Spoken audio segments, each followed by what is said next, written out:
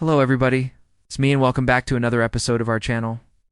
And today we are going to be talking about why the Mafia used Catholic churches for crime. So this is something that has been on my mind for a long time, because when you think about the Mafia, you always hear about how they used to meet in buildings like pizzerias or bars or restaurants. And it was only until fairly recently that I realized that no, they actually preferred to meet in churches. They actually preferred to meet in Catholic churches. So why did they do this? Why did they use Catholic churches for their crimes? Well, in order to understand that, we first have to understand what the Catholic Church was like during the time period in which the Mafia was forming, and also kind of just understand what the Mafia even was. So the Mafia was a secret society. They wanted to keep their activities hidden from the police, and they also wanted to keep their activities hidden from most of the people who lived in the cities where they committed their crimes. Because if their crimes were known, then people would, not necessarily want to live in those places. Same thing with the police. They didn't want the police to know that they were committing crimes in these areas. So they needed a place where they could go that was completely safe. A place where they could go and hide out and plan their crimes without anybody knowing about it. Well, there was actually two different groups at this time in Sicily that provided them the perfect solution to this problem. The first group was the Camorra. The Camorra was a criminal organization that had formed in Naples, Italy, around the 1860s. Now, of course, the Mafia came after that, but by that time, the Camorra had already created a strong foundation for the Mafia to build off of later. So the Camorra was led by a council of elders, similar to the Mafia, and they had control over all of the major forms of crime, including gambling, extortion, and prostitution. They even went as far as controlling entire neighborhoods. So in order for anyone who lived in those neighborhoods to get anything done, they had to go through the Camorra and ask for their permission. And sometimes that meant that they had to pay money to the Camorra. And sometimes it meant that they had to commit crimes for the Camorra. But basically, if you lived in their neighborhood and you wanted to do something, you had to go through the Camorra. That's how powerful they were. So if you're starting to see a connection between the Camorra and the Mafia yet, that was because the Mafia actually formed because of the Camorra. After the Italian unification in 1861, the Camorra began to decline in power and wealth, and so a new group rose up to take their place. This new group was called the Mafia, so they took the blueprint that the Camorra had laid out for them, and they built upon it. Like the Camorra, though, the Mafia focused primarily on extortion and the illegal production of food. But as time went on, they grew and expanded, and eventually they controlled every major city in Italy, as well as several cities in the United States. So now let's talk about the other group that helped the Mafia thrive. Obviously, the Mafia wasn't operating in a vacuum. They existed alongside other groups and organizations, and one of those groups were the Catholic Church. Now, the Catholic Church at this time was massive. I mean, it still is massive, but it was especially massive during this time period, because it stretched its fingers into every facet of life.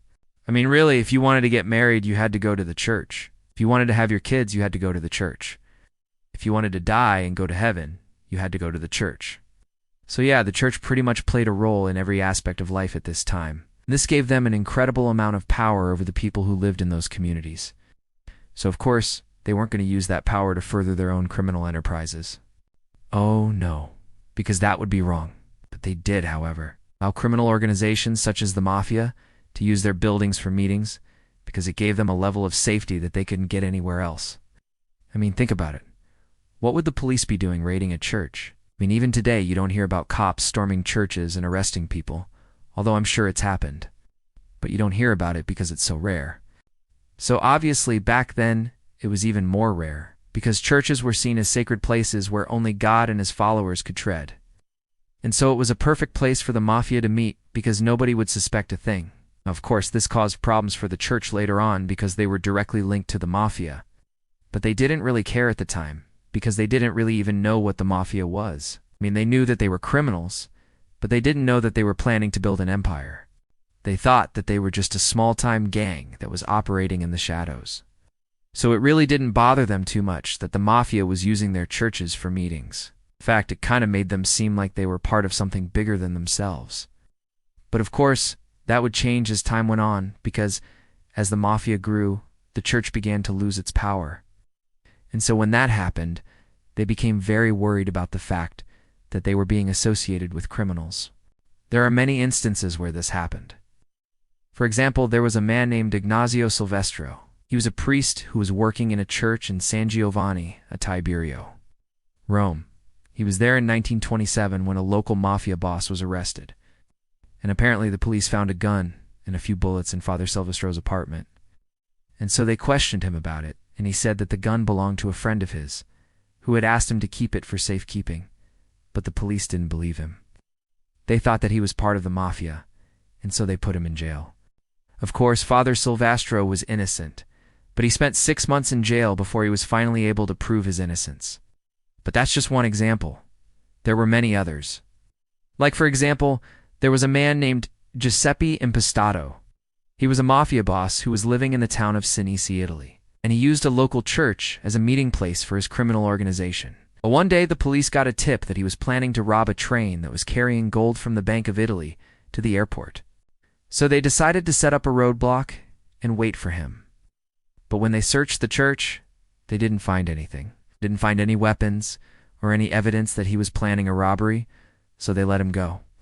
But little did they know that he had bribed the local priest to warn him that the police were coming, so he was able to escape and he was never caught. So there were many instances where the church was used for illegal activities, and this caused a lot of problems for the church, because people began to associate them with the mafia. Now, of course, the mafia didn't help this situation, because they tried to recruit priests into their organization. Like, for example, there was a man named Father Luca di Fulvio, was a priest who was working in a church in Partenico, Italy, and he was approached by the mafia to become their chaplain. Basically, they wanted him to hear confessions from mafia members and absolve them of their sins. Well, he agreed to do this, but he also agreed to secretly report their activities to the police. So he was kind of like a double agent, if you will. But eventually the mafia found out about this and they threatened him. They told him that if he didn't stop reporting them to the police, they would kill him, so he decided to flee. He left the priesthood and he changed his name to Father Luca de Luca, and he lived out the rest of his life in hiding. There were many priests like Father Luca di Fulvio who tried to fight back against the mafia, but most of them didn't succeed. Most of them ended up dead.